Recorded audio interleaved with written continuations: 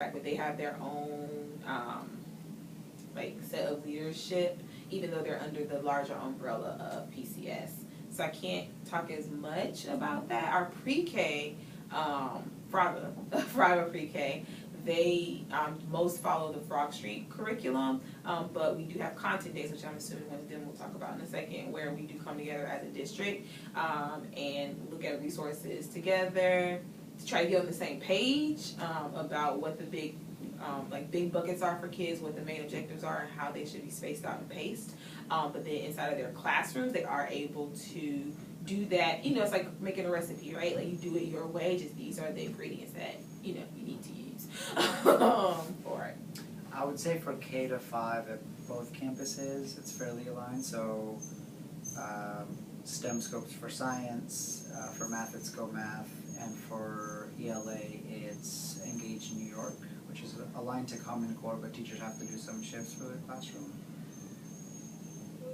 That being said, they can still adjust to the needs of their classroom. So they're fairly autonomous. It's not mandated that they use it. So if I'm a 3rd grade math teacher, I could also use parts of Eureka or parts of Learn Zillion. But Go Math is like what dictates kind of what's taught when. And then Lourdes can talk about the middle school. Yeah, so the middle school I would say is pretty autonomous. Yeah, we use a Summit Base Camp, so it's like 1-to-1. The kids all have their computers, and it's basically kids are like project based for the most part, or they're working on stuff individually. And then there is only like one 8th grade ELA teacher. There's not really anybody to plan with on the grade level, but we do work really closely together, so we're always just like thinking partners and thinking through things. But that's not, we follow the state objectives, but it looks different than, like we don't have like a scope and sequence we follow. It's kind of based off of Summit. It's kind of hard to explain how Summit works. Yeah. Because it's paced by the student, not the teacher. Yeah, so they go at their own pace and they keep track of everything. Okay. Yeah. How long have you guys been 1-to-1? This will be the 3rd year. 3rd year, yeah. Using Summit only for 2 though. Yeah, Summit we've been on, this is our 2nd year doing that. And how's it going? I guess I'm wondering, I've never Yeah. been in a 1-to-1 space, and I'm just interested in how It's definitely gotten a lot better. And I don't know if y'all been in classrooms, but like I know like 8th grade, they've done 1-to-1. This is their 3rd year doing it. Last year really struggled with the Summit platform. It's because it's a lot, like it's basically imagine like a line moving and kids have to keep up with the line, because if they don't, then their scores fall, right? And so last year they really struggled with that aspect of it and constantly playing catch up. This year, that's not really an issue because they kind of understand how it works, and most of them are there. There's probably 3 kids out of 70 who aren't. So it's like they're like learning how to self-manage. They're taking notes. They're like keeping track of themselves. It's really nice to see. So last year was a big struggle, but definitely improvement this year. And also for the teachers, most of us are back, so we know how to onboard kids. And 6th grade struggling, but it's expected. It's an entirely new way of learning. Because during our class time, it's not like the teacher's in front teaching the entire class like a traditional classroom. So we assign projects and they work through checkpoints until they finally get to their final product. And so it's a change, and we expect kids to struggle when they're first getting on it. But I think it's going well this year. It's improved for sure. That is so great. That's kind of a segue into my next question. Over your time here, what is the biggest area of growth that you've seen this school have? I can go first. I think kids are, this is all, as far as I know, this has always been a space where students were happy, right? We have really great kids. So they've always been very like well adjusted to that. But now we're matching that happiness with like ability and students being able to get what they actually need out of school. When I was an 8th grade teacher, my first year here, a lot of students and parents commented like this is the first time that my grades actually match like what I should have in class. They had commented that sometimes in education, not all places, but sometimes in education, good behavior and being passive is seen as being a good student.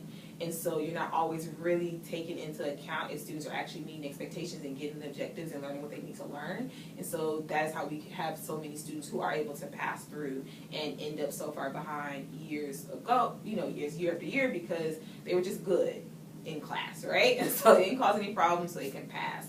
And that was something that a lot of our students struggled with that first year when we had a big change in terms of staff and leadership and really holding them accountable. And now I think they embrace that. So I think we got a lot of pushback that first year. A lot of parents don't understand. A lot of students like, what do you mean I gotta see, or this? What do you mean I have to actually turn my work in order, to get this? I think now they're used to that. They expect it.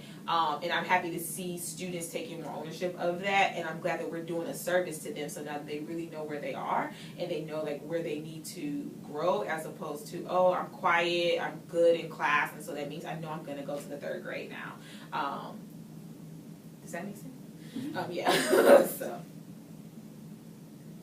I mean, I can just go off of that. I agree. When we first got here, it was like talking to the kids. Academics wasn't really that high on their list of priorities, so it was a lot of undoing with the kids that were still here. But I think now we've gotten to a point where kids are talking about academics and able to track themselves and know if they're doing well, and if they're not doing well, why they're not doing well, and steps they can take to improve that, and also why it's important. We talk about college a lot more, or alternative options, right? Like, the idea is that we're setting them up so that they can do whatever it is that they want to do after. So it's like, no matter what, you should be able to pass this test, because whatever you're doing, you're going to have to pass the test, right? So I think that that's getting a little clearer to the kids, and they can articulate that a little bit better. Whereas before, it just didn't seem, they were happy. They definitely were happy kids. You're like, whoa. But so the shift has turned a little more into academics and why that's important. Cool. Like, moving forward, what's an area that you think this school can still grow in? I think I would say is providing opportunities for kids to excel outside of the classroom. Because we are small schools, and so it's harder to provide, like, we don't have a football team, we don't have extracurriculars for them, as many options because we're smaller. And so that's one of the things I know the kids really would like. And so many of them are on like the soccer team that the community center kind of heads, and it's good, it's great and everything, but there's kids who don't like soccer, right? And so providing more options for our different kids, I think, is something that we should push for, because they're like, can we please do this, can we do this? Try it. But yeah. So going back to their former answer about like how we've shifted in thinking about academics, I think that's going to be a long-term challenge that we face just moving forward. I would say the way we're seen in the eyes of the community is a community center first, and we just happen to have a school. And I think from my perspective, or my team's perspective, is we also want to be known as like a really high quality school for people that live in this community. People come here every day to Texas Children's, or they come here every day to see the Paris Foundation, or they come visit the police officer that's in the storefront. They don't know that there's a school in the building. And I think the more that we, the better job that we do in educating kids, the more the word is going to get out, and I think that's going to be something that we have to constantly keep thinking about too. Because Baker Ripley will keep existing, right? But it's like, how good will our schools be too? And I think we're getting to that point. I would say as students become more academically engaged, making school a more friendly place for parents as well. I think that the more actively engaged parents can be, the more everyone knows kind of what's going on. And so that's something I would really like to see. We're working on parent engagement, not just, so now we have like student-led parent-teacher conferences in the middle school, so that is a conversation between the student and the parent, and the teacher is kind of just there in the background to really show that it's a partnership across all the parent is not separate from the school, and we really want to work to bring the parent in and feel a part of the education and feel okay asking questions and not waiting until something comes home. We want them to be like actively engaged throughout. Thinking about like yourself as staff members here, what is your favorite thing about working for Baker Ripley?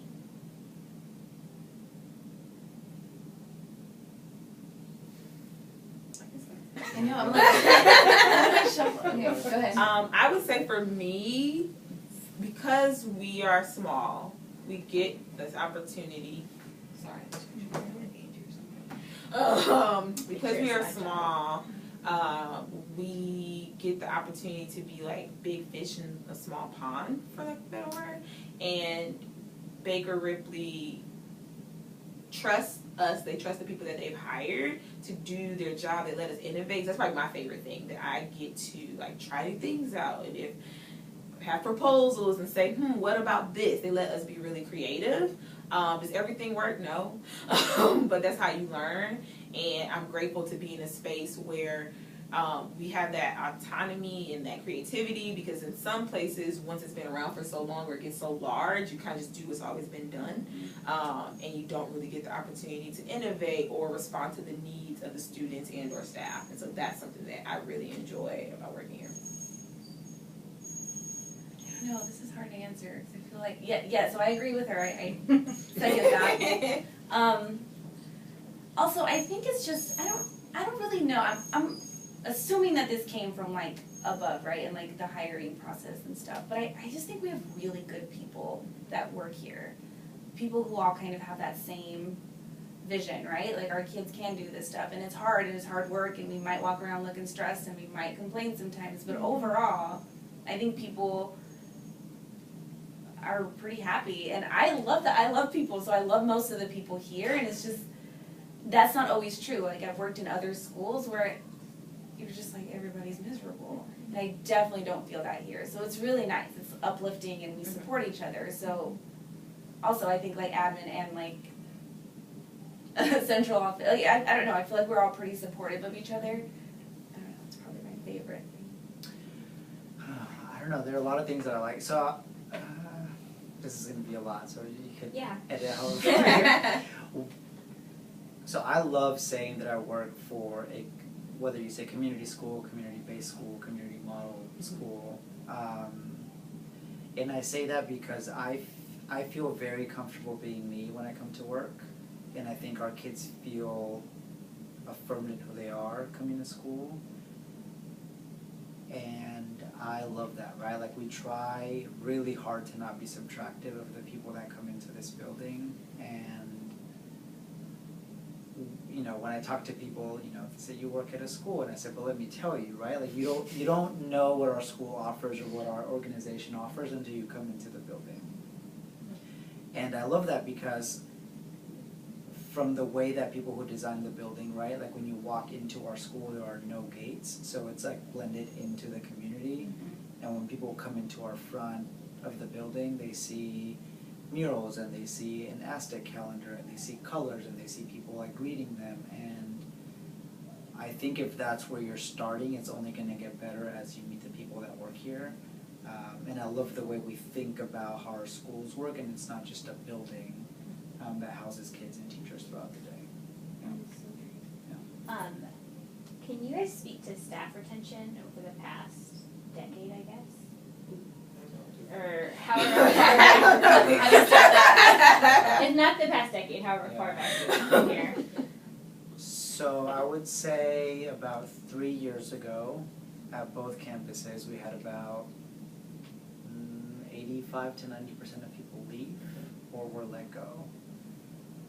And that was a decision that was made by people at, you know, central office of neighborhoods, and before I even came in. So that was like a lot of the focus or a lot of the emphasis then was we're a community school, so we invite people in and we're really happy and we're in a good place, but kids weren't doing well academically.